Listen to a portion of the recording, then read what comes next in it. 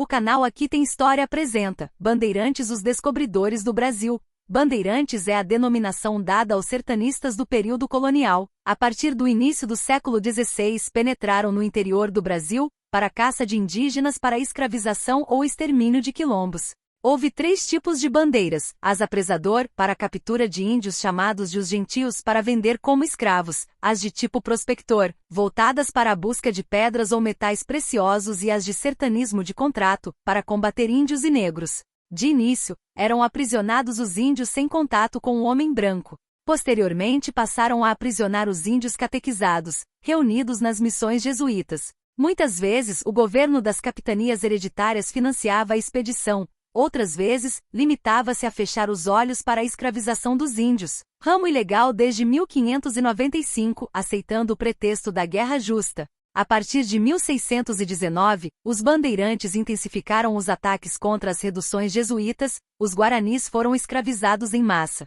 Diante dos ataques, os jesuítas começaram a recuar para o interior e exigiram proteção ao governo espanhol, por meio das quais conseguiram deter o avanço dos bandeirantes na Batalha de M. Bororé, em 1641. Destacam-se as expedições para aniquilar os quilombos, incluindo o Quilombo de Palmares no nordeste do Brasil, no século XVII. Foram em parte responsáveis pela conquista do interior e extensão dos limites de fronteira do Brasil, para além do limite do Tratado de Tordesilhas. Um fator geográfico também favoreceu o bandeirantismo em São Paulo, o rio Tietê. Ele possui um percurso contrário ao da maioria dos rios do Brasil, pois nasce na Serra do Mar e não corre para o litoral, mas faz justamente o contrário. Suas águas vão para o interior do estado, onde desaguam no rio Paraná. Esse fator possibilitou que os bandeirantes o utilizassem como via para conquistar o interior do país. A maioria dos bandeirantes andava descalço, sendo que geralmente levavam como equipamento as botas e as alpargatas, normalmente feitas de couro, coletes, as pistolas, os arcabuzes, as espingardas. Uma bandeira vagueava anos por matas e sertões, em trilhas lamacentas ou sobre um sol escaldante durante anos, dormindo em precárias barracas, e enfrentava as adversidades do clima em meio a florestas, vivendo de caça e pesca. Foi nas expedições no século XVI e XVII que foi descoberto o ouro nas Serras Gerais, o chamado Sertão do Cuietê, hoje o estado brasileiro de Minas Gerais.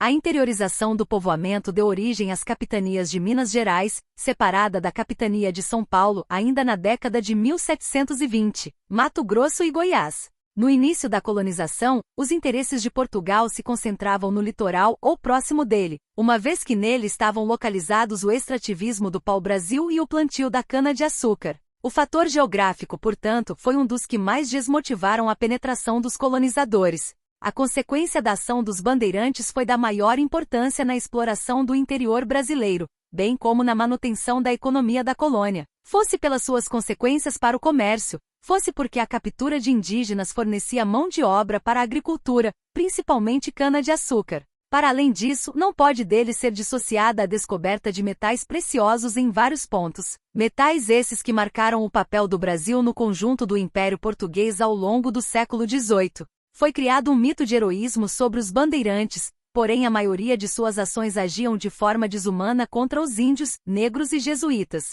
O canal Aqui Tem História agradece sua audiência, solicita seu joinha, compartilhe nossos conteúdos e até breve. O conhecimento só existe quando é compartilhado. Assim aprendemos juntos. Assim crescemos juntos. Assim ganhamos todos.